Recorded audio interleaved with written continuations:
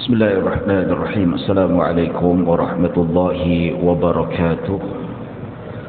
الحمد لله نحمده ونستعينه ونستهديه ونستغفره ونعوذ بالله من شرور أنفسنا ومن سيئات أعمالنا. من يهده الله فلا مضل له ومن يضلل فلا هادي له. أشهد أن لا إله إلا الله وحده لا شريك له وأشهد أن سيدنا محمدا عبده ورسوله. اللهم صل وسلم وزد وبارك على سيدنا محمد عبدك ورسولك النبي الأمي وعلى آله وصحبه أجمعين. سبحانك لا علم لنا إلا ما علمتنا إنك أنت العليم الحكيم. رب اشرح لي صدري ويسر لي أمري واحلل عقدة من لساني يفقه قولي. أما بعد. Alhamdulillah, thumma alhamdulillah. Syukur pada Allah Subhanahu wa taala atas nikmat serta limpahan kurniaan yang Allah berikan kepada kita. Pada pagi ini yang berbahagia, kita diberi kesempatan, kita diberi kesihatan untuk kita menunaikan ibadah salat fardu subuh berjemaah. Tuan-tuan dan puan-puan dirahmati Allah, salat subuh berjemaah adalah salat berjemaah yang paling afdal. Raja bagi salat berjemaah. Salat berjemaah ni ada macam-macam.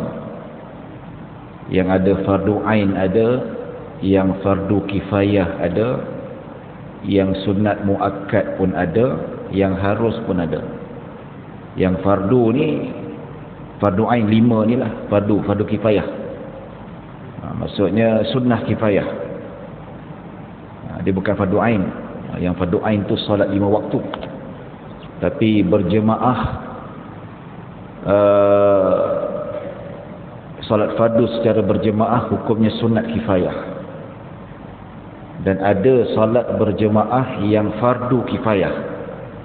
Cukup sebahagian buat, yang lain tak buat tak apa. Dia solat jenazah. Kalau ada segelintir yang solat jenazah untuk jenazah itu dalam satu qaryah, lepas dosa-dosa yang lain. Dia ada yang sunat berjemaah untuk solat sunat, seperti solat sunat tarawih, solat sunat minta hujan, dan salat sunat gerhana bulan dan matahari. Ini antaranya. Dan yang lain-lain harus. Salat sunat hajat berjemaah, qiyamul lail berjemaah dibolehkan. Cuma lebih afdal kalau bersendirian. Tapi ulama kata salat berjemaah yang nombor 1, ranking nombor 1, raja segala salat berjemaah adalah salat subuh. Kedudukannya sangat tinggi. Ya, alhamdulillah, kita dapat datanglah. Subuh ni bukan semua terpilih. Dalam banyak-banyak kuliah subuh saya pergi masjid ni, antara yang teramai sekali dia punya jemaah dia subuh. Ada yang lain tu satu baris dia, sini berbaris-baris. Alhamdulillah. Dan berjemaah ni tuan-tuan, dia jangan salah faham. Dia punya pahala, kita biasa dengar tentang hadis yang Nabi kata salatul jama'ati afdalu min salatil fardhi bi 27 darajah. Orang kata dalam hadis yang bermaksud solat berjemaah ni lebih baik daripada solat bersendirian sebanyak 27 kali ganda. Betul? Tapi ramai yang ingat 27 kali ganda tu sekali solat berjemaah 27 pahala. Ramai yang dia tak adalah salah. Tapi konsep yang sebenar, maksud 27 tu, iaitu 27 kali ganda. Iaitu sekali kita solat fardu berjemaah ataupun sunat, bermakna lebih baik daripada kita solat fardu bersendirian sebanyak 27 kali.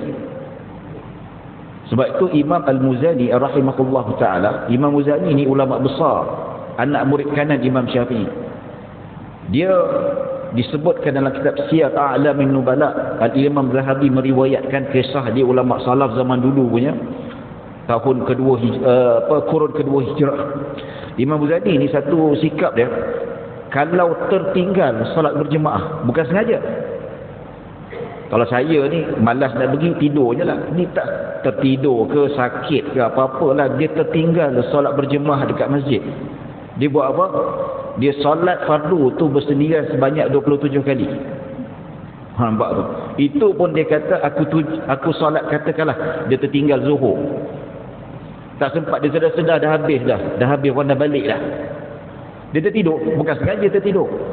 Oh, dia menangis, dia rasa sedih. Dia ambil wuduk, dia solat zuhur, dia ulang 27 kali. Tu dia. Ya, punya dahsyat, punya nak kejar fadilat ulama-ulama dulu tu. Itu pun dia kata, itu pun tidak menyamai kelebihan solat berjemaah dekat masjid itu sendiri. Sebab Nabi kata solat berjemaah ni lebih baik, iaitu 27 kali ganda. Lebih baik daripada solat 27 kali. Jadi kalau kita kata 27 pahala sikit tuan-tuan, 27 kali ganda seolah-olah subuh yang kita dirikan tadi tu lebih baik daripada kita salat subuh 2 rakaat 27 kali. Tu dia. Dan pahala ni tuan-tuan, dia bukan 27 solat tu, satu solat ni dia ada ganjaran tertentu. Yang mana disebutkan dalam hadis Nabi sallallahu alaihi wasallam, man hamma bi hasanatin wa amalaha falahu 10 hasanati ila 700. Atau kama qala sallallahu alaihi wasallam, Nabi sebut dalam hadis, sesiapa yang berniat nak buat satu kebaikan, nak buat satu ibadat, satu amal saleh, maka Allah bagi dia sekurang-kurangnya 10 pahala ke 700 kali ganda. Satu amal saleh. Maksudnya sekali kita sembahyang, paling kurang Allah bagi 10 pahala. Kalau yang 700 kali ganda tu kalau kita sedekah, dalam Al-Quran sebut kita sedekah RM1 dapat pahala seolah-olah sedekah RM700. Ya. Jadi itu. Dan maksudnya satu solat yang kita lakukan secara bersendirian dapat pahala paling kurang 10 pahala solat. Buktinya apa tuan-tuan? Ketika Nabi SAW Isra' dan Mi'raj. Nabi naik Isra' dan Mi'raj. Apakah wahyu tentang persyariatan salat? Berapa jumlah waktu salat yang difardukan ke atas Nabi Muhammad SAW untuk umatnya? Dalam hadis sahih Bukhari Muslim, 50 waktu. Betul tak? 50 waktu. Atas nasihat Nabi Musa alaihi salam, Nabi Muhammad turun naik, last dapat diskon menjadi 5 waktu. Turun lagi jumpa Nabi Musa kata, Muhammad naik lagi, minta kurang. Tapi Nabi kata kesegan, dah cukuplah 5 waktu ni pun dah kira baik dah. Nampak? Tapi ada juga jemaah tanya, pasal Nabi tak naik lagi? Pemalas itu. Dan 5 nak minta kurang lagi ya. Dia lah, dia kata, dia tanya pun gurau-gurau lah kan. Sayanglah Nabi tak naik lagi dah. Itu semua tak ada Allah Subhanahu Wa Taala. Baik, pada penghujung hadis tu, ya, Allah Subhanahu Wa Taala berfirman melalui lidah Sayyidina Jibril alaihi salam, 5 waktu tu Allah bagi diskon kepada umat Nabi Muhammad, pahalanya sama seperti 50 waktu salat. Itu dalam hadis sahih. It means, bermakna satu salat 10 waktu salat. Satu salat kita salat bersendirian, maksudnya 5 waktu tu 50 divide 5. Jadi berapa? 10 kan? So setiap salat tu dapat 10. Bermakna 10 tu itu kalau solat seorang-seorang.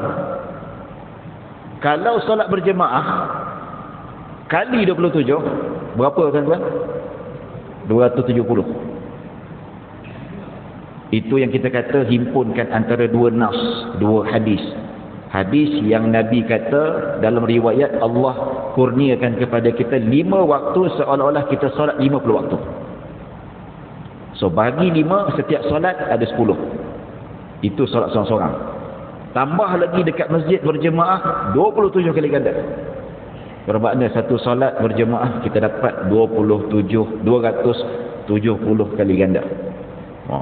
Alhamdulillah, ini ya, kita ada concern lah, ada concern yang memang kita kata rugilah tak nak semayang, ngantuk-ngantuk pun macam mana pun bangun jugalah.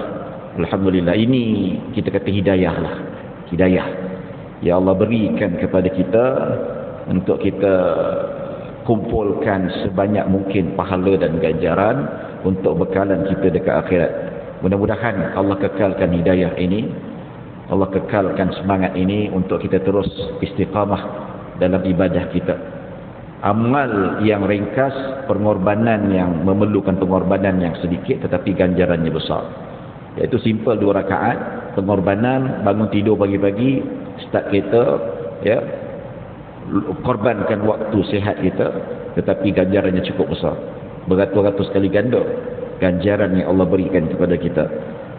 Baik, tuan-tuan dan puan-puan yang dirahmati Allah Subhanahu wa taala, kita sambung pengajian 40 hadis fardu ain, yang mana kita dah masuk pada pengajian yang lalu bab waktu-waktu salat. Kita dah baca hadis yang ke-9 bagaimana practically ada seorang sahabat dia tanya kepada Nabi SAW bila start waktu salat dan bila berakhirnya salat. So Nabi tunjukkan secara praktikal bila. Nabi kata duduk dengan aku 2 hari. Hari pertama Nabi solat pada awal waktu. Dijelaskan bila waktu-waktu solat. Kalau subuh startnya bila, dan zuhurnya startnya bila, maghrib, asar, maghrib dan isyak, seterusnya. Bila masuk hari kedua pula, tuan-tuan dan puan-puan dirahmati Allah Subhanahu wa taala, ya, Nabi SAW tunjukkan kepada para sahabat baginda SAW apakah waktu penghujung dan waktu pengakhirnya. Ya, jadi kita dah bacakan beberapa hadis tentang startnya masuk waktu salat. Ya, kalau kita kata waktu subuh tu dia masuk start fajar sadiq seperti kata Nabi SAW. Nabi kata fajar sadiq ni dia waktu subuh, kalau kita tengok di sebalik lereng-lereng bukit tu ataupun di sebalik celah-celah bukit tu kita nampak cahaya melintang. Nabi kata itu fajar sadiq. Nabi kata waktu salat dan waktu berhenti makan, waktu imsak, maksudnya tak boleh makan lagi dah kalau mereka yang berpuasa. Inilah fajar sadiq, ya, dia melintang. Kalau kita boleh nampak tempat tinggi ke, kita boleh nampak hujung sana, dia tak terang lagi, gelap macam ni. Tapi yang putih-putih kekuningan tu dah nampak dah sikit, ya. Tapi Nabi kata jangan terpercaya dengan fajar kazib. Fajar kazib ni fajar yang masih keluar juga. Dia, Nabi kata bentuk dia macam ekor musang, macam ni. Ini Nabi kata belum lagi masuk subuh. Ini masih lagi boleh makan untuk bersahur dan bukan waktu solat. Fajar kazib ni subuh tak masuk lagi. Ini kalau praktikal, kalau kita nak buat lah, katakan jam tak ada ke, ataupun kita tak ada internet nak tengok waktu solat pukul berapa, inilah panduan-panduan yang kita boleh ambil yang berdasarkan hadis Nabi. Nabi kata fajar sadiq itu melintang, dia di celah-celah bukit tu. Manakala fajar kazib ni dia tajam macam ekor musang. Nabi kata yang ekor musang tu belum masuk waktu lagi. Yang ni sudah masuknya waktu subuh. Sebab tu dinama fajar sadiq. Fajar sadiq ni fajar yang benar, fajar yang jujur, betul lah. Fajar kazib ni fajar penipu. Dia tipu kita lah. Macam subuh dah masuk, sebenarnya subuh tak masuk lagi. Dia bila dia dah melintang macam ni, dia turun. Kalau tengok kamera lagi best. Kami di Jabal Mufti kita buat satu rakaman kamera panjang, macam mana masuknya waktu, bayang-bayang dan sebagainya. Kita nampak bila berada di atas KL Tower tu, kita tengok bagaimana fajar kazib tu. Dia mula-mula macam ni, tembak ke atas, lama-lama dia turun, nampak melintang, cantik. Subhanallah, ciptaan Allah Subhanahu wa taala. Ya. Baik, kita masih lagi dalam bab berkaitan dengan waktu-waktu salat. Kita nak baca satu hadis Nabi SAW. Ya, hadis ni berkait rapat dengan waktu salat. Dia ada perbahasan bagaimana ulama dibahaskan. Dan biasa persoalan dia orang tanya dekat saya, Ustaz, apa hukum kita melewatkan salat? Kan? Macam kita ni solat awal waktu, alhamdulillah. Ustaz, kalau saya nak solat subuh pukul 7 boleh tak? Syuruk 7:11 minit. Kan? Tapi kalau saya lewat solat subuh tu, bapak saya marah, engkau ni nak masuk neraka ke? Ada orang kata kecam, lewatkan solat ni masuk neraka lah, apalah. Betul ke fakta ni? Zuhur 1.20 saya nak solat pukul 3. Ya, intentionally, sengaja, bukan sibuk, bukan apa, tapi memang nak lewatkan. Apa hukum dia? Boleh tak saya lewatkan solat? adakah dikira sebagai berdosa ataupun tidak? Ataupun saya, ya, katakanlah hamba Allah ni zuhur dah masuk ataupun subuh dah masuk pukul 6 1 minit, dia kata tak apalah, penat lah, relax kejap, ya, nak solat subuh 6.45, dia kata lah nak solat 6.45 subuh, ditakdirkan Allah 6.30 meninggal dunia, tak sempat solat subuh. Berdosa atau tidak? Ya, adakah dia dikira sebagai menanggung dosa besar? Kematiannya itu dikira, yalah, dia sedar subuh dah masuk tapi ditangguhkan solat tu, dengan niat nak solat tapi ditangguhkan solat tu. Tak apalah, 6.45 nak solat subuh, dan 6.45 subuh ada lagi, belum keluar lagi, ya, takdir Allah 6.30 meninggal dunia. Adakah dia dikira sebagai berdosa? InsyaAllah kita bahaskan hari ini. Kita baca sedikit hadis, kita bahaskan perspektif daripada hadis Nabi SAW. Dan kita bahaskan tentang hukum-hukum yang kita bincangkan berdasarkan perbahasan para ulama, terutama ulama-ulama mazhab Syafi'i. Baik, kita baca hadis yang seterusnya. An Abi Amr Asy-Syaibani wasmuhu Sa'ad bin Iyas قال حدثني عبد الله بن مسعود رضي الله عنه قال سألت النبي صلى الله عليه وسلم أي العمل أحب إلى الله قال الصلاة على وقتها قلت ثم أي قال بر الوالدين قلت ثم أي قال الجهاد في سبيل الله قال حدثني بهن رسول الله صلى الله عليه وسلم walau istazadtuhu lazadani, muttafaqun alaih. Baik, Abu Amr Asy-Syaibani rahimahullahu taala, namanya Sa'ad bin Iyas, berkata Abdullah bin Mas'ud radhiyallahu anhu berkata kepadaku, aku pernah bertanya kepada Rasulullah sallallahu alaihi Alhamdulillah. Aku pernah bertanya kepada Rasulullah sallallahu alaihi wasallam, apakah amalan yang paling dicintai oleh Allah Subhanahu wa taala? Baginda sallallahu alaihi wasallam menjawab, salat pada waktunya. Kemudian aku bertanya lagi, kemudian apa? Baginda sallallahu alaihi wasallam menjawab, berbuat baik pada ibu bapa. Kemudian aku bertanya lagi, kemudian apa? Baginda sallallahu alaihi wasallam membalas, jihad di jalan Allah. Beliau, yakni Ibnu Mas'ud, berkata Rasulullah sallallahu alaihi wasallam telah mengkhabarkan perkara-perkara ini padaku. Jika aku minta tambah, pasti baginda akan menambahnya. Hadis riwayat Bukhari dan Muslim. Tuan-tuan dan puan-puan dirahmati Allah Subhanahu wa taala. Target hadis ni nak cerita tentang solat pada waktunya, waktu solat. Ya. Perbahasan ini ada kaitan dengan perbahasan kita bincangkan, persoalan yang kita bangkitkan tadi. Dan selain daripada hadis yang Nabi jelaskan tentang waktu salat, ada beberapa perkara yang Nabi masukkan dan Nabi selitkan dalam hadis ini, yang mana ia bertitik tolak daripada soalan daripada seorang sahabat Nabi, ya, seperti mana yang diriwayatkan oleh Abu Amr Asy-Syaibani. Nama betulnya Sa'ad bin Iyas. Abu Amr ni nama gelaran ataupun nama kunyah dia. Ini nama kehormat lah, orang Arab dia suka. Abu Muhammad, Abu Ali, Abu Ruqayyah, nama penghormat. Sampai sekarang Arab-Arab masih pakai lagi nama tu. Abu Shanab, Abu Ali. Ya. Kalau perempuannya Ummu Fatimah, Ummu Abdillah, Ummu Hani, nama kehormat, gelaran-gelaran yang kita kata panggilan kehormat. Abu Ammar ni bukan nama sebenar, gelaran dia, gelaran hormat. Manakala Sa'ad bin Iyas ini adalah nama betul dia. Sa'ad bin Iyas ni siapa? Ataupun Abu Amr Asy-Syaibani, dia seorang tabi'in. Dia bukan sahabat Nabi, tetapi dia perawi hadis, banyak meriwayatkan hadis daripada para sahabat baginda sallallahu alaihi wasallam. Antara gurunya yang paling banyak diriwayatkan hadis iaitu Sayyidina Abdullah ibnu Mas'ud, sahabat Nabi yang sangat terkenal. Ya, dia meriwayatkan hadis. Dia memberitahu kepada anak muridnya Abu Amr Asy-Syaibani, aku pernah bertanya Nabi.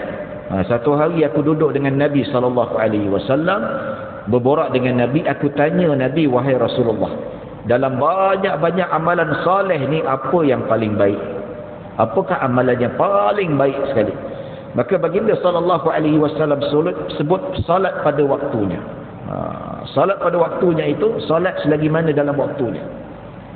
Di ini ada beberapa tafsiran para ulama. Ya, ada ulama dia kata salat pada zahirnya maksudnya makna hadis ini salat pada waktunya. Itu amalan yang paling dicintai oleh Allah. Selagi mana waktu salat itu ada ataupun dia memilih untuk pilih waktu yang sesuai yang telah ditetapkan oleh Allah dan Rasulnya, itu dikira sebagai amalan yang dicintai oleh Allah. Maksudnya amalan yang paling afdal adalah salat pada waktunya, iaitu salat fardu. Maksudnya kita dirikan pada waktunya, maka itulah amalan yang dicintai. Kalau keluar daripada waktu salat itu, maka itu dinamakan kemurkaan Allah. Maksudnya subuh masih ada lagi dia tak nak salat, dia salat subuh 7.30, waktu dah habis. Ini berdosa besar. Sebab apa? Dia salat luar daripada waktu yang telah ditetapkan. Inna salata kanat 'alal mu'minina kitaban mawquta. Allah Subhanahu wa taala berfirman, sesungguhnya salat fardu yang telah difardukan, telah ditetapkan waktu-waktu yang tertentu. So kena buat pada waktu tertentu, kecuali ada keuzuran, contoh tertidur. Ya, dia memang dah kunci jam ke ataupun memang biasa dia bangun, tapi hari itu memang terlajak tidur. Sedar-sedar dah pukul 8 dah, Allah subuh terlepas. Ini tak apalah. Dia wajib qada. Ataupun dia solat luar pada waktunya, contoh dia buat jamak takdim, jamak takhir, itu tak apa. Dia solat asar tak masuk lagi, dia buat jamak, dia maksudnya solat asar tu luar pada waktunya sebab dia buat jamak. Dan kalau jamak takhir pula, dia buat asar zuhur tu dia takhirkan, dah habis waktu zuhur baru nak solat zuhur, iaitu dia buat secara jamak takdim, iaitu cukup syarat-syaratnya, maka dia boleh buat, tidak menjadi masalah. Ya, baik. Jadi salat pada waktunya. Kemudian apakah selepas salat pada waktunya, apa dia? Nabi naman terbaik. Nabi kata berbuat baik pada mak bapak, birrul walidain. Ya, pertama salat pada waktunya itu hak Allah Subhanahu wa taala. Kita menyembah Allah, itu nombor satu. Itu yang amalan terbaik. Kedua, Nabi cerita tentang ramai-ramai manusia ni, siapakah orang yang berhak untuk kita berbuat baik? Mak bapak. Mak bapak. Ini selaras dengan firman Allah dalam Al-Quran, wa qadha rabbuka alla ta'budu illa iyyah wa bil walidaini ihsana. Itu yang Allah Subhanahu wa taala sebut. Allah perintahkan supaya tidak menyembah selain daripada Allah. Salat kita sembah, mengabdikan diri pada Allah. Wa bil walidaini ihsana, lepas beriman pada Allah, Allah letakkan supaya berbuat baik pada mak bapak. Ini cerita tentang kedudukan mak bapak ni sangat tinggi.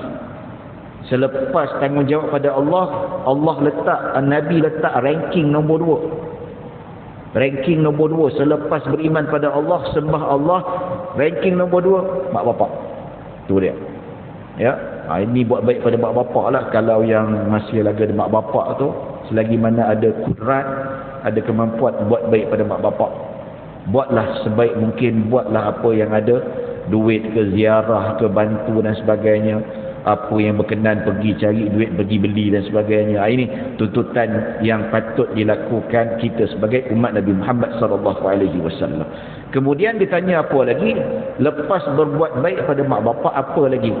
Selepas itu Nabi kata jihad fi sabilillah. Cantik Nabi susun lah. Nabi susun pertama hak Allah, kedua hak manusia. Dalam ramai-ramai manusia, siapa yang berhak kita kena buat baik dengan dia, hormatnya adalah mak bapak.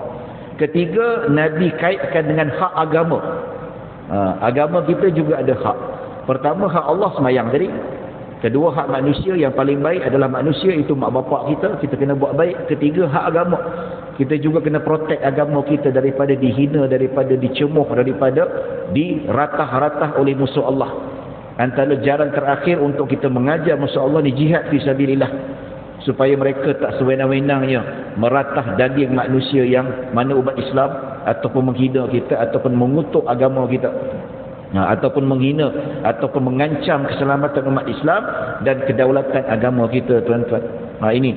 Dan kata Ibnu Mas'ud, jika aku minta tambah lagi, pasti baginda akan tambah. Maksudnya tambah. Lepas ni apa? Lepas ni kalau tanya soalan yang sama banyak 100 kali, Nabi akan tambah. Maksudnya pengetahuan Nabi ni terlalu meluas, ilmu Nabi wahyu daripada Allah Subhanahu wa taala. Ya. Baik. Jadi kita nak tumpukan pada bab as-salatu ala waqtiha, salat pada waktunya. Ya, dan ulama kata antaranya Imam Ibn Hajar kata salat pada waktunya maknanya salat pada awal waktu itu amalan yang paling dicintai oleh Allah. Ya, berdasarkan riwayat yang lain, satu lagi riwayat dalam riwayat Abu Daud, kalau tuan-tuan tengok dalam skrin ni, maksudnya ada hadis lain yang menterjemahkan maksud as-salatu ala waqtiha. Salat pada waktunya itu adalah salat pada awal waktu. Itu amalan yang paling dicintai. Ini makna yang paling tepatlah.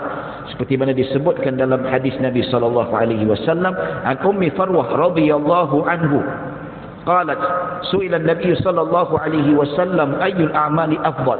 Qala as-salatu li awwali waqtiha, rawahu Abu Daud. Ummu Farwah radhiyallahu anha berkata bahawa Nabi SAW ditanya apakah amalan-amalan yang paling afdal, itu amalan yang paling dicintai oleh Allah. Baginda SAW bersabda, salat pada awal waktu. Itu maksudnya. Maksud lebih tepat. Maksudnya dalam banyak waktu yang luas Allah Subhanahu wa taala dan Nabi bagi salat awal waktu itu yang paling afdal. Sebab tu para ulama mazhab Syafi'i dan ulama-ulama lain kata hadis ini sebagai dalil menunjukkan salat pada awal waktu dia ada pahala bonus. Dia ada pahala tambahan. Maksudnya orang yang salat awal waktu tak sama dengan pahala orang yang salat yang tangguh-tangguh. Ini maksudnya subuh tu 6:01 minit dia salat awal waktu, ya, yang lain dia pilih untuk solat pukul 6.30 ataupun dia nak pilih solat pukul 6.45, ya, tak ada masalah, boleh diharuskan di sisi syarak, tetapi dia rugi pahala lah. Dia tak dapat pahala solat awal waktu. Macam orang yang pilih untuk solat bersendirian dekat rumah, tak nak solat berjemaah dekat masjid, berdosa tak? Tak berdosa, tak ada masalah. Tapi dari segi sudut fadilatnya dia rugilah. Tak dapat 27 kali ganda, tak dapat dengan 270 perbincangan yang kita masukkan tadi, tuan-tuan. Itu saja. Ya. Jadi apakah kayu ukur kalau kita nak tahu tentang solat awal waktu ni, tuan-tuan? Solat awal waktu ni kalau kita lihat dari segi sudut perbahasan ulama, dia ni kita start daripada masuk waktu tu, dia kira pada waktu, tolak waktu yang kita bersiap-siap, tolak kita waktu berwuduk, tolak kita pakai baju, tolak kita perjalanan untuk pergi ke masjid, ya, dan ditolak juga waktu solat 2 rakaat. Itu masih lagi dikira awal waktu. Lebih kurang kalau kita kata tu dalam 10 ke 15 minit. Kan? Macam ni, start masuk pukul 6. Berapa lama kita nak pakai baju? Ya, kita nak berwuduk. Kalau mandi kita tengah mandi je. Ya, lepas tu kita bersiap-siap. Lepas tu kita kalau yang jalan kaki, yang naik kereta. Jadi dicampur-campur waktu tu lebih kurang dalam 10 ke 15 minit setelah masuk waktu, itu masih lagi dikira sebagai awal waktu salat. Kalau kita buka dalam kitab Bahrul Mazi, ya, Syekh Idris Al-Marbawi dia kata dinukilkan beberapa pandangan para ulama, iaitu dibahagikan antara awal waktu sampai akhir waktu, dihimpunkan tempoh minit dan saat itu sendiri dibahagi kepada 30. Dibagi pada 30. Ada pendapat macam tu. Tapi senang cerita kalau kita nak tahu lagi mana kita masih semenjak masa waktu tu, dalam 10 ke 15 minit masih lagi dikira awal waktu. Kalau lebih 15 minit tu sudah tidak dikira pada awal waktu. Kita dah tak dapat fadilat yang dikatakan dalam hadis Nabi SAW, pahala bonus, pahala ganjaran yang lebih besar pahalanya. Ya.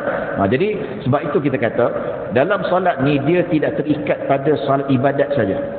Dia ada banyak lagi pahala-pahala bonus yang boleh kita sisipkan dalam ibadat.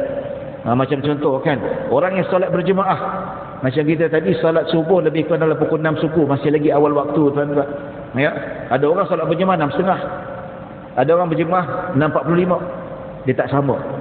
Dia tak sama mereka yang solat awal waktu tadi itu, dia ada pahala bonus. Sama juga orang yang berjemaah yang jemaahnya ramai berbanding mereka yang berjemaah jemaahnya sedikit.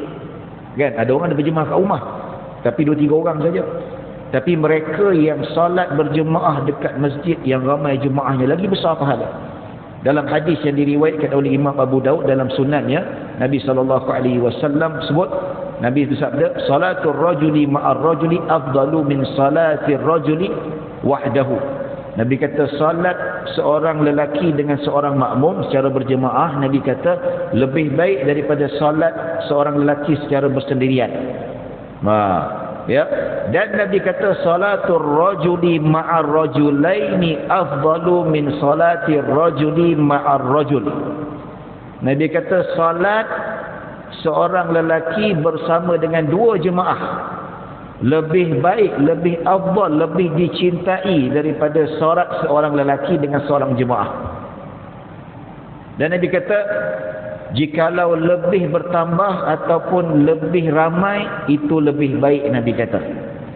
Hadis ni kata Al-Imam Al-Khattabi dalam kitab Ma'alimus Sunan, dia kata hadis ni sebagai dalil salat berjemaah yang lebih ramai jemaahnya itu lebih afdal dan lebih besar ganjarannya. Sebab tu Imam Syafi'i disebut dalam kitab Al-Um, dia kata nak solat berjemaah, tempat kita tu ada beberapa surau, ada beberapa masjid. Ya, satu tempat kita penduduk ramai, sebelah sana ada surau, sini masjid. Sempadan kita sebelah sana, qaryah sana ada masjid. Mana satu? Kita duduk tengah-tengah. Nak pilih mana, Ustaz? Imam Syafi'i kata pilih secara adatnya, secara kajian kita tengok jemaah mana yang paling ramai. Kalau masjid A secara adatnya sekali berjemaah 100 orang. Masjid B jemaah dia 70 orang. Cari jemaah paling ramai, itu lagi besar pahala dia. Dia ada pahala-pahala bonus yang kita faham dalam konsep hadis ataupun kita belajar kitab fiqh yang ulama-ulama bahas kan, kita nampak benda-benda fadilat yang macam ni. Ya. Sebab tu orang kata, alah salat berjemaah dekat rumah masjid sama je. Tak sama. Jauh beza dia tuan-tuan. Ya. Tak apa saya berjemaah dengan isteri saya dekat rumah. Ya, okey, tak ada fine. Ya.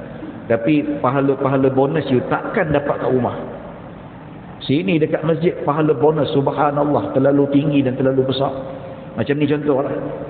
Kat rumah berjemaah dengan isteri saja 2 orang betul tak? Kecuali kalau isteri dia lebih lah, itu lain cerita lah. Itu pun tak boleh nak melawan kan, tak boleh lawan lagi lah, ni lagi ramai, betul tak? Ya, baik. Lepas tu sini dengan pahala iktikafnya, pahala menunggu solatnya, ya, pahala kita jalan kaki, naik motor pergi apa, tak ada kat rumah ni tuan-tuan. Fadilatnya cukup besar. Ya. Baik. Ni solat pada awal waktu. Baik, apakah hukum? Kita berbalik kepada soalan tadilah. Soalan ni penting juga. Kita nak jawab, kita kena faham konsep tu. Ya. Dia kena faham, pertama kita kena faham apakah hukum dia. Ya. Kita dah tahu, dah kita faham konsep dalam Islam berdasarkan sunnah Nabi SAW. Kalau boleh elakkan solat ditangguhkan, elakkan. Ya, sebab apa? Kita rugi fadilat. Kalau boleh solat awal waktu, itu lagi bagus. Nampak? Ya, sebab apa? Dalam hadis jelas. Kalau kita tinggalkan solat awal waktu, kita rugi. Nampak? Tetapi bermakna boleh tak kalau kita nak tangguh solat subuh pukul 6, kita nak solat 6.45, 6.50, 6.55, pukul 7, boleh tak? Ini perbahasan dia lain. Ya, galakkan solat awal waktu tidak bermakna menangguhkan solat itu tercela ataupun benda itu berdosa, tidak. Jadi persoalannya boleh tak tangguh solat? Apa hukum dia? Saya mampu nak solat awal waktu tapi saya nak tangguhkan 1 jam selepas itu. Makruh ke berdosa ke harus? Ya. Katakanlah fulan bin fulan zuhur masuk pukul 1.20, 1.19. Ya, masuk waktu. Penat dah, relax dululah. Relax dulu, baca surat khabar. Duduk relax, baring-baring, makan-makan. Isteri tanya, "Bang, bila nak solat ni?" "Tak apalah, abang penat lah sikit. Nanti tak apalah. Nanti pukul 3 lah abang solat." 3.30 ke? Tak apalah kan. Dia rugi awal waktu lah. Tok-tok pukul 2.30 meninggal. Berdosa atau tidak tuan-tuan? Ya. Baik. Kita nak jawab soalan, kita bagi fakta lah. Fakta bukan fakta kita buat, kita ambil fakta daripada kitab ya, fiqh mazhab Syafi'i. Ya. Saya ambil penjelasan daripada sebuah kitab rujukan besar mazhab Syafi'i iaitu Imam Al-Baijuri Asy-Syafi'i. Ya, dia menjelaskan di dalam karangannya Hasyiah Al-Baijuri ala Ibn Qasim. Ya, kitab ini terkenal lah, rujukan ulama-ulama mutaakhirin mazhab Syafi'i. Ini rujukan besar dalam mazhab Syafi'i. Ini saya nukilkan teks asal dalam bahasa Arab. Ya, la yajibu salatu bi awwalil waqti 'ala al-fawri bal yajuzu ta'khiruha ila ay yabqa min al-waqti ma yas'uha lakin in lam yaf'alha fi awwali waqtiha 'alayhi al-'azmu 'ala fi'liha qabla khurujil waqti fa yajibu sampai hadis. Ya, saya sengaja nukilkan teks Arab. Mana tahu ada yang ramai boleh baca bahasa Arab, dia nilai sendirilah. Takut nanti dia kata saya terjemahan tak jujur ataupun tak amanah. Ini teks asal Arab ya. Yang sebelah ni teks yang saya terjemahkan daripada teks Arab. Apa kata Al-Imam Al-Baijuri rahimahullah. Kalau nak ambil yang Arab ni boleh snap. Takut saya tipu ke snap yang bahasa Arab, tunjuk ke ustaz lain. Betul ke ustaz saya terjemah ni? Kan? Mana tahu? Ini yang saya terjemahkan dalam bahasa Melayu lah. Berdasarkan ilmu saya. Apa kata Al-Imam Baijuri rahimahullahu ta'ala? Dia kata tidak wajib mendirikan salat pada awal waktu serta-merta. Dia kata tak wajib. Maksudnya, kalau kita salat bukan pada awal waktu, kita tangguhkan pada waktu yang lain, tak berdosa. Cuma dia hilang fadilat lah. Dia kata tak wajib. Maksudnya serta-merta ni bila azan masuk, habis azan, adakah wajib terus salat? No. Boleh tangguh, tak ada masalah. Bahkan harus melewatkan kepada tempoh waktu yang mencukupi untuk sesuatu salat didirikan. Maksudnya boleh, harus ni dibolehkan. Katakanlah tadi zuhur masuk 1.20, dia nak solat pukul 3. Boleh tak? Boleh, harus. Makruh tak? Tak makruh. Haram tak? Tak haram. Ya. Jadi kalau kita nak marah orang yang suka tangguhkan solat, jangan marah kata dosa, tidak. Sebab ulama pun tak kata dosa. Dalam hadis pun tak kata dosa. Dalam hadis pun Nabi tak pernah marah sahabat yang lewatkan solat, tidak. Ya. Pahala tak sama ya. Apa saya kata tadi? Kan awal waktu lagi besar pahala kan. Itu rugi lah, rugi besar. Kan? Orang dapat gaji besar, ya rugilah dia, kan? Tapi dia konsep dia beza. Rugi pahala tapi tak berdosa lah. You rugi sendiri macam tu lah kan. Contoh macam saya majikan. Okey, siapa nak duit lebih kena rajin overtime. Betul? So ada staff tu dia rajin overtime. Ya. Tapi ada staff ni malalah. Saya tak nak overtime. Buat apa, gaji cukup. Saya nak quality time dengan family saya. Cukup office hour saya balik. Bila time gaji, member tu dapat gaji banyak. Yang tak overtime tu, dia tak dapat gaji banyak lah. Dapat basic payment lah. Ya, tapi tak apalah, itu hak dia kan. Yang overtime tu, beli handphone lah, beli apa, beli ni dan sebagainya. Yang dia tu, nganga macam tu lah. Tapi tak apa, itu pilihan dia. Tak apalah, saya tak beli handphone, tak apa. Tapi, saya dengan anak saya, itu pilihan masing-masing. Ya. Sama jugalah kalau dia lewatkan solat. Maka kata Imam Baijuri harus melewat, boleh. Tak makruh. Kalau kita nak tegur anak kita, cepat solat awal waktu. Ya, tak nak fadilat ke, tak nak bonus ke? Jangan kita kata, kenapa solat waktu nak masuk neraka? Jangan. Kalau kita kata melewatkan solat ni hukumnya haram, sedangkan ulama tak ada seorang pun yang kata benda tu haram. Tak kira apa mazhab. Ini saya ambil mazhab Syafi'i lah. Kalau kita buka teks mazhab Maliki, Hanafi, Hambali, sama tuan-tuan. Hukum disepakati oleh 4 mazhab. Ya, baik. Akan tetapi, kata Imam Baijuri, jika seseorang itu tidak mendirikannya pada awal waktu, hendaklah dia berazam untuk melakukannya sebelum keluar waktunya. Maksudnya boleh nak tangguhkan solat, tapi dengan syarat kena berazam. Niat dalam hati. Saya tak nak solat awal waktu, tapi saya nak tangguh dalam waktu solat. Selagi mana waktu solat tak keluar, saya nak dirikan solat. Kena azam macam tu. Kalau tak ada keazaman ataupun tak ada niat macam tu, hukum dia berbeza. Habis nak niat macam mana? Sebut nawaitu tak payah. Bahasa Melayu kita macam tu je, keazaman, lintasan hati saja. Dia tak naklah solat awal waktu, tapi nak solat pukul 3. Dalam waktunya tu. Okey? Baik, itu kata Imam Baijuri. Oleh yang demikian, dengan masuknya waktu, dia wajib melaksanakan salah satu dari dua perkara. Maksudnya, bila masuknya waktu salat, seseorang itu ada dua perkara. Dia ada dua pilihan. Sama ada buat ni ataupun buat B. Ya, apakah dia? Sama ada melaksanakan salat itu pada waktunya, pada awal waktu. Itu pilihan pertama. Masuknya waktu, habis azan, selepas salat qabliyah ke, dia salat terus. Itu pilihan yang pertama.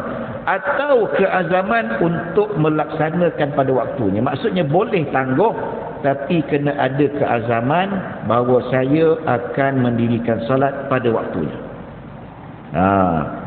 Kalau tak ada keazaman nak salat pada awal waktunya, apa implikasi hukumnya?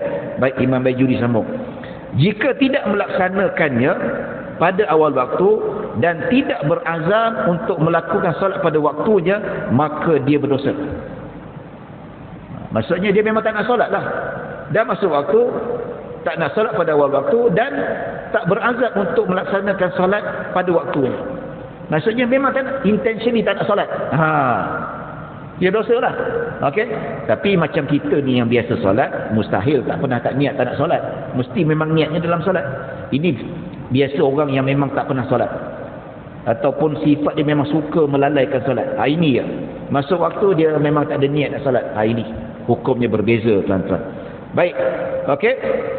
Kata Imam Baijuri lagi, jika dia berazam untuk melaksanakan solat itu tetapi dia belum melaksanakannya, kemudian dia mati sedangkan masih ada ruang waktu yang masih luas untuk solat, maka dia tidak dikira mati dalam keadaan maksiat kerana baginya waktu solat yang telah dihadkan.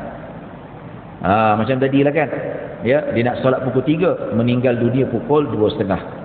Ya, macam mana? Tengok niat dia. Masuk waktu solat, dia memang nak solat, tetapi dia nak tangguhkan solat.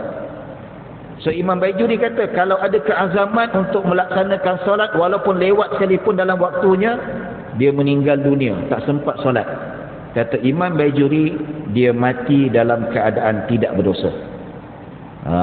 Melainkan masuknya waktu zuhur, dia tak nak solat pada awal waktu dan dia tak ada niat pun nak solat pada waktunya. Kalau dia meninggal, baru berdosa. Ini biasa pada mereka yang suka tinggalkan solat ataupun sifatnya semenjak daripada muda sampai dah tua tak pernah solat.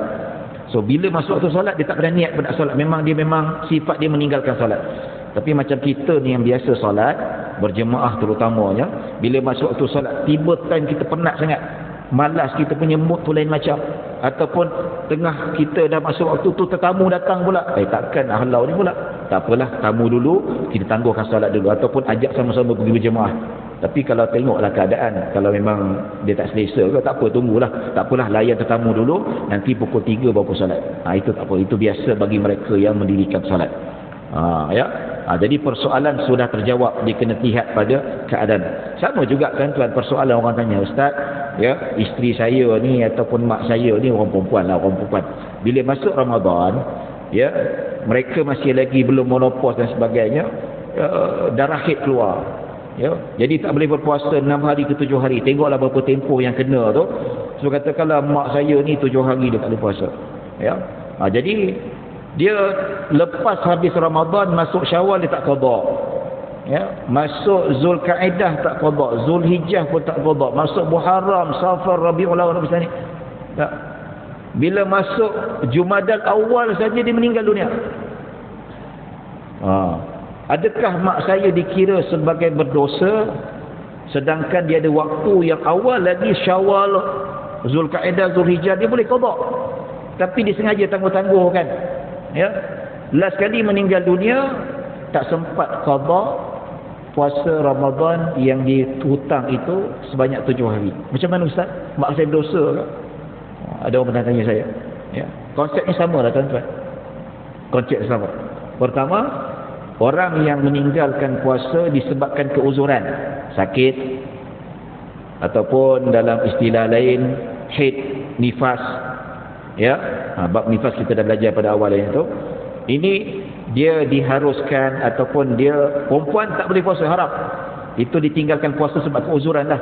Macam perempuan mengandung, perempuan menyusukan anak, mereka diharuskan untuk membatalkan puasa. Itu keuzuran. Ya. So, mereka yang meninggalkan puasa ataupun berhutang puasa Ramadan disebabkan keuzuran, diharuskan untuk menangguhkan qada puasa sebelum masuk Ramadan yang baru. Dalilnya apa tuan-tuan? Hadis riwayat Imam Bukhari, kata Sayyidah Aisyah, kuntu alayya siyamur Ramadan. Kata, aku ada hutang beberapa hari puasa Ramadan, kata Sayyidah Aisyah. Fama astati'u an aqdiyaha illa fi Sya'ban limakani Rasulullah sallallahu alaihi wasallam. Kata Sayyidah Aisyah lagi, aku hutang puasa Ramadan tapi aku tak mampu, aku tak qadanya immediately, kecuali pada bulan Sya'ban, iaitu sebelum masuk Ramadan yang baru. Sya'ban ni sebelum bulan Ramadan. Ya. Jadi sebab limakani Rasulullah sallallahu alaihi wasallam, sebab nak melayan keperluan Rasulullah sallallahu alaihi wasallam. So ulama sepakat, termasuk mazhab Syafi'i, hadis ini menunjukkan bahawa wanita haid, begitu juga mereka yang sakit meninggalkan puasa Ramadan diharuskan untuk menangguhkan qada dengan sengaja. Walaupun dia mampu, walaupun sihat walafiat, tapi dia masih sengaja tangguh tu, kecuali pada bulan Sya'ban. Ya, ini menunjukkan bahawa kalau diqada lepas masuk Ramadan baru berdosa. Kalau dalam mazhab Syafi'i setiap tahun tambah lagi satu fidyah. Kalau 2 tahun benda yang sama, qada puasa yang sama kena tambah fidyah dalam mazhab Syafi'i dengan mazhab Hanbali. Dalam Malik. Ya. Jadi ulama juga kata kedudukan yang sama juga dibahaskan oleh para ulama, sama juga macam dia kata tadi, mak dia tu ada hutang puasa Ramadan dan mak dia memang nak niat, memang nak qada puasa tapi tangguhkan. Mungkin mak dia kata nantilah qada bulan Sya'ban lah, bulan Rejab ke dan sebagainya, tapi memang ada. So tiba-tiba bulan Jumadal Awal meninggal dunia. So macam mana? Di sini tuan-tuan dan puan-puan dirahmati Allah Subhanahu wa taala, meninggalnya ibunya itu tidak dikira sebagai berdosa. Sebab apa? Dia ada keluasan waktu yang luas dan dia ada hak pilihan yang Allah dan Rasulnya beri kepada dia untuk menangguhkan qada puasa. Melainkan para ulama fiqh dia kata, kalaulah seseorang itu dia meninggalkan puasa disebabkan, bukan keuzuran, disebabkan maksiat. Dia tinggalkan puasa bukan sebab dia sakit ke ataupun haid ke, nifas ke, musafir ke, tapi memang dia malas, melanggar perintah Allah. Di sini dia tak ada choice, dia kena qada immediately. Habis 30 Ramadan, habis 1 Syawal, 2 Syawal dah wajib qada. Lagi ditangguhkan lagi berdosa. Yang diberi kebenaran untuk tangguh hanya mereka yang meninggalkan puasa disebabkan keuzuran. Itu saja. Jadi tak ada masalah. Ya, jadi mak dia meninggal bukan tak nak qada puasa, memang nak qada, cuma nak tangguh, cuma Allah lebih sayangkan dia meninggal dunia tak sempat qada, maka tidak dikira sebagai berdosa. Ya, baik tuan-tuan dan puan-puan dirahmati Allah Subhanahu wa taala, sebagai fakta yang terakhir, jelas kita dah tahu dah hukum melewatkan salat hukumnya harus, ya, tetapi hilang fadilat, rugi besar, tak dapat pahala bonus yang cukup besar. Sedangkan dalam hadis jelas menunjukkan kelebihan salat awal waktu, dan ada hukum khusus yang diberikan oleh para ulama mazhab Syafi'i tentang limit kita boleh menangguhkan solat. Ada limitationnya. Ada yang menangguhkan solat sampai kepada hukum makruh, dan ada yang menangguhkan solat sampai kepada hukum haram. Ini saya petik dalam kitab Taqrirat Sadidah. Ya. Jadi dalam kitab ni disebut tentang apakah tangguh solat sampai makruh hukum dia. Apakah hukum menangguhkan solat sampai jatuh haram? Yang menurut kitab Taqrirat Sadidah, ya, salah satu rujukan kitab mazhab Syafi'i, ulama mazhab Syafi'i memperincikan tahap penangguhan solat yang diharuskan. Ya, yang tadi ada harus, ada juga kategori penangguhan yang membawa kepada hukum pertama makruh. Dia boleh jatuh kepada hukum makruh. Maksudnya iaitu jika seseorang menangguhkan solat sehingga tempoh waktu solat yang berbakti cukup untuk solat didirikan pada waktunya, itu makruh. Contoh, kalau dia tangguhkan solat lagi 15 minit nak masuk waktu, contoh asar masuk 4.35, dia tangguhkan solat zuhur 4.25. So 25 ke 35, 15 minit. Ya. Dalam tempoh 15 minit tu cukup tak untuk 4 rakaat? Lebih lagi. Ya. Ini tak makruh, masih lagi harus. Ya. Tapi kalau ditangguhkan pada pukul 4.30, sedangkan asar masuk pukul 4.35, 5 minit cukup tak untuk 4 rakaat? Laju sikit lah, betul Tuan Haji kata. Cukup lah sebenarnya. Ya. Kalau yang normal 7 minit, 8 minit. Ya, paling bagus 10 minit lah. Itu yang memang tenang, relax, baca 10 minit. Betul tak? Tapi kalau 5 minit tu, dia tak baca surah panjang ataupun dia baca very simple lah. Dia tak tambah doa apa-apa, 5 minit cukup. Ini makruh. Ini makruh. Ya, kata ulama mazhab Syafi'i. Dia kata ayyabqa minal waqti qadra ma yasa'us salata. Masuk 6 jam cukup. Ini makruh. Ya.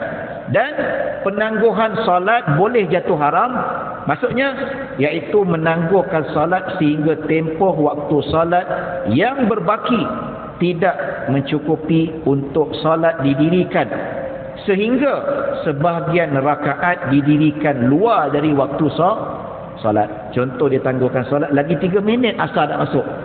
Woi, itu siap-siap 1 rakaat ni dalam waktu 3 rakaat dekat waktu asar. Ini haram, berdosa. Ini dinamakan salat munafik. Disebutkan dalam hadis yang mana dia solat itu memang betul-betul lagi berapa saat nak masuk waktu solat, itulah baru orang solat munafik. Maksudnya hanya cebisan solat saja dalam waktunya yang lebih luar waktu solat. Penangguhan secara sengaja begini hukumnya haram, berdosa. Jadi tuan-tuan dan puan-puan dirahmati Allah Subhanahu wa taala, ini kayu ukur ataupun dhabit, perimeter yang diberi pada ulama. Ya. Tapi bila saya cakap ni tentang keharusan menangguh solat ni, bukan saya galakkan, saya tak galakkan tuan-tuan ya. Apalah ustaz ni galakkan orang. Kita cerita tentang hukum. Kita cerita tentang amanah hukum. Boleh tak boleh, itu saja. Afdaliyah mana lebih afdal, itu perkara lain. Kita kata tangguh solat boleh tak? Boleh. No problem, tak ada masalah. Tidak berdosa dan tidak makruh, kecuali selain daripada dua ni. Dua ni lain. Kalau cukup-cukup rakaat makruh. Ada rakaat terkeluar haram kalau ditangguhkan dengan sengaja. Ya, itu hukum saja. Tapi kita tak menafikan fadilat solat awal waktu. Dalam kitab-kitab fiqh mazhab Syafi'i dia cerita tentang di detail. Kalau lewat macam mana, ada pembagian waktu solat harus, tetapi dalam kitab fiqh mazhab Syafi'i pun ditekankan solat awal waktu. Jadi bab hukum kita cerita hukum, betul tak? Macam contoh hukum kan. Kita kata boleh tak kita gunakan air mustakmal tu untuk buat teh tarik? Boleh tak?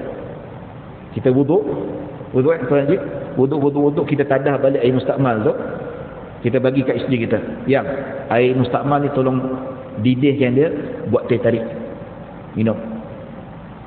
So isteri kata, apa ni bang air ni? Air mustakmal. Ya. Tak apa tu, nampak tu pekat sikit. Contohlah kan. Ya. Boleh tak tuan-tuan air mustakmal buat teh tarik? Boleh tak? Boleh. Sebab apa? Dalam mazhab Syafi'i air mustakmal dia tidak mutanajis. Dia cuma tahir ghairu mutahhir. Dalam istilah dalam mazhab Syafi'i, ulama sepakat 4 mazhab, bukan mazhab Syafi'i saja, air mustakmal suci. Maksudnya suci, boleh buat masak lemak, boleh buat teh tarik, boleh buat apa, boleh, tak ada masalah. Dia hukumnya boleh. Tapi ni cerita hukum, bukan suruh buat tuan-tuan. Kalau buat saya pun tak nak, saya pun geli.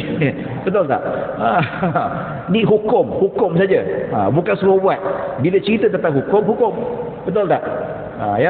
Jadi sama juga orang kata, ustaz apa hukum poligami? Kita tak adalah nak cerita galakkan benda macam tu. Bila cerita poligami ni dia boleh melibatkan beberapa hukum. Poligami boleh jadi wajib. Ya, wajib apa? Kalau isteri dia sakit tak boleh layan dia. Dalam masa yang sama kalau dia tak kahwin, dia boleh berzina. So dia wajib poligami. Ada orang memang isteri dia sakit, uzur, dia tak apa, tak ada masalah. Sex is not bukan saya punya orientasi, tak apa, saya tak nak, saya sayang isteri. Dia tak jatuh haram, wajib. Tapi kalau memang isteri dia sakit, uzur, tak boleh layan dia pula ada bernafsu, kan? Jadi kalau dia pun tak kahwin, dia boleh pergi cari mana-mana ke alternatif yang haram. Dia ni boleh jadi jatuh haram. Dan sunat berpoligami contoh untuk selamatkan anak-anak yatim, ya, ataupun menyelamatkan ibu tunggal yang susah, itu sunat, tapi dengan syarat mampulah, ya. Ini duit gaji pun tak berapa, rumah pun berhutang dan sebagainya, ya. Dan ada harus, dan ada pada hukum makruh, dan ada menjadi pada haram, ya. Dah tak mampu, dah tak ada duit, tak boleh nak tangguh lebih seorang, dikahwin lagi, ini tak jatuh sunnah, tak jatuh wajib, boleh jatuh pada haram dan sebagainya. Ini kena perhalusi betul-betul, bukan simply poligami saja pun. Jadi bila kata-kata hukumnya sunat poligami kalau membela anak-anak yatim, kalau macam tu ustaz galakkan suami saya lah. Tak ada galak, kita cerita hukum saja. Mentang-mentang lah suami saya millionaire, duit banyak, boleh kahwin 2-3, ustaz nak galakkan dia? Tak, kita cerita hukum, bukan suruh dia buat pun. Nampak? Kita cerita daripada hukum saja. Bila cerita hukum bukan suruh buat. Sama juga bila kita cerita tentang solat berkaitan dengan awal waktu, boleh menangguhkan solat, kita tak galakkan. Cuma kita dari segi sudut hukum, kita jelaskan secara amanah. Boleh tak? Boleh. Ya, ustaz, anak saya suka tangguh-tangguhkan solat, berdosa ke? Tak berdosa. Makruh ke? Tak makruh. Ustaz sokong dia lah. Tak. Kita cerita hukum sebab apa? Nas kata tak dosa, Nas pun kata tak haram, ulama kenyataan pun tak kata haram. Kita adil lah, ya. Tapi dalam masa yang sama, tak apa pakcik, galakkan baik-baik, ajak dia baik-baik, solat sama-sama dekat masjid. Jangan solat pada penghujung waktu, tak, kurang elok lah, hilang fadilat dan seumpamanya, ya. Baik, tuan-tuan dan puan-puan dirahmati Allah Subhanahu wa taala. Saya rasa setakat itu saja. Ya, silakan.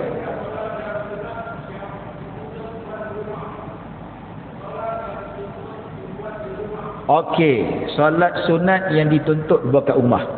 Ya. Solat sunat yang dituntut buat kat rumah iaitu solat qabliyah dengan ba'diyah.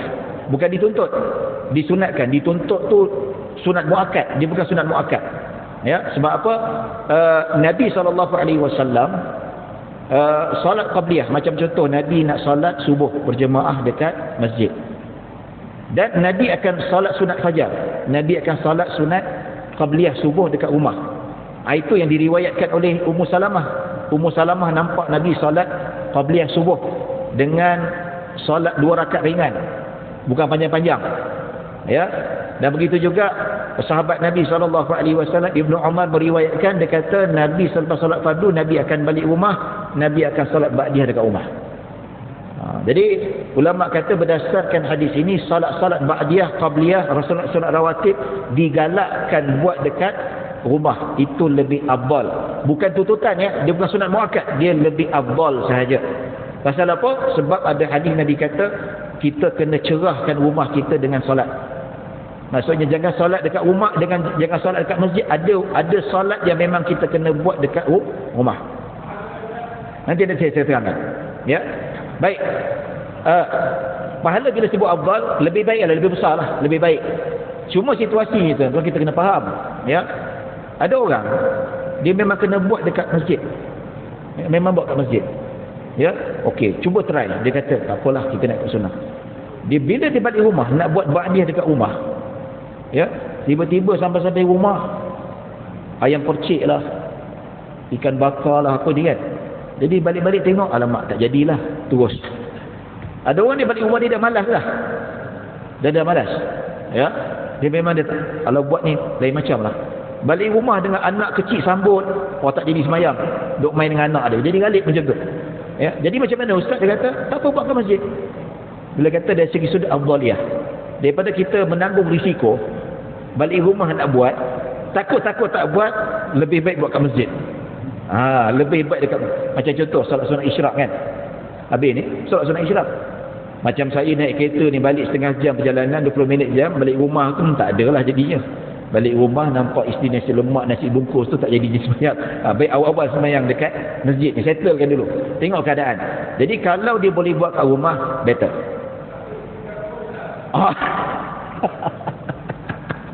Ada isteri ganggu dia tu aja. Ya. Okey. Ramai jemaah. Kalau semua buat macam tu kosong lah, kan? Dia ikut kita macam mana. Kalau masjid tu kosong, ya, ya. Dia mungkin berlaku lah. Dia bukan atas dasar inisiatif semua orang. Kita secara peribadi. Kita tak assume semua orang buat macam tu. Kita secara peribadi lantak orang lain. Ya. Tapi kalau betul-betul berlaku, kita kempen lah. Janganlah sini semua kita bagi dua. Okay tak? Dia boleh bincang macam tu. Ya. Benda tu tak berlaku, tapi mungkin berlaku. Boleh berlaku. Kalau semua dengar ceramah ni kelebihan cari jemaah lebih ramai, semua buat okey masjid At-Taqwa, masjid sana pula kosong. Kalau berlaku kita bincanglah lain. Kita kempenlah lain, kan? Benda macam tu. Tak adalah kita kata takut masjid sana kosong, kita lupa fadilat. Tak boleh macam tu. Tapi itu pilihan. Masih kata tak apalah, saya pun tak kerja sangat, jemaah ramai, saya tetap juga kat sini. Itu pilihan. Cuma kita cerita dari segi sudut afdaliyah. Pahala. It's your choice to earn more reward from Allah Subhanahu wa taala. Kalau kita kata tak nak overtime, itu pilihan masing-masing. Ya. Jadi kita kata, kalau kita kata sayang kata masjid ni takut kosong, itu pilihan masing-masing. Tapi ada orang kata saya tak fikir macam tu. Saya fikir fadilat lebih, pahala lebih. So saya kena cari yang lebih ramai. Sebelah rumah. Tak apa, itu tidak ada syarat yang telah ditetapkan oleh para ulama yang mengatakan kena solat dekat masjid sebelah. Dia boleh pilih pada masjid yang mana disuka, tak ada masalah. Cuma ulama kata concern, kalau dia tak solat dekat masjid berdekat dengan dia, boleh menimbulkan fitnah. Ya, orang boleh cerca dia, orang kata dia ni kira sumbang lah apa semua. Lebih baik elakkan fitnah. Kan? Sebab sebelah rumah, apa ni sebelah rumah pilih masjid lain, orang duk marah dia, orang begini. Kalau timbul fitnah, saya kata better kita raikan supaya tidak kita terdedah dengan fitnah. Itu lebih baik. Tapi dia jenis hati kering. Ada somebody memang macam tu, lantak engkau lah, dia tak kira. Terserah dia, kan? Itu choice masing-masing, pilihan masing-masing. Ya, kalau dia rasa alamak ikut hati sana jemaah lagi ramai, tapi kalau saya tak sembahyang kat sini nanti apa kata orang sini, tak apa. Mungkin dia kata itu lebih baik, dia jaga ukhuwah, bagus, supaya tidak bergaduh, supaya tidak timbul fitnah, bagus. Itu pun terpuji juga. Kita tak nafikan, kita tidak nafikan. Ya, baik, jelas ya. Wallahu alam. Setakat itu saja yang dapat saya sampaikan. Mudah-mudahan kita dapat rahmah dan maghfirah. Mohon maaf terlajak lebih sejam hari ini. Ya, tak apa, kita raikan soal jawab. Ya, baik, setakat itu saja. Saya mohon maaf kalau ada salah silap, kalau ada kekurangan. Yang baik hanya daripada Allah Subhanahu wa taala. Kekurangan kesilapan datang daripada diri saya sendiri. Aqulu qawli hadza wa astaghfirullahal azim li wa lakum wa lisa'iril muslimina wal muslimat wal mu'minina wal mu'minat. Bismillahirrahmanirrahim. Allahumma ja'al jam'ana hadza jam'an marhuma wa tafarruqana min ba'di tafarruqan ma'suma. Allahumma la tada' fi maqamina hadha illa ghafarta wal hamma illa farajta wa la daynan illa qadayta wa la maridan illa shafaita wa la hajatan min hawaijid dunya wal akhirati illa qadaytaha ya rabbal alamin. Allahumma inna na'udzubika min al-barasi wal jununi wal juzam wa min sayyi'il asqam. Allahumma fa'alna al-bala' wal waba' wa fitan wa ma dhahara minha wa ma fatan. Wa sallallahu ala sayyidina Muhammadin wa ala alihi wa sahbihi wa sallam. Alhamdulillahi rabbil alamin. Assalamu alaikum warahmatullahi wabarakatuh.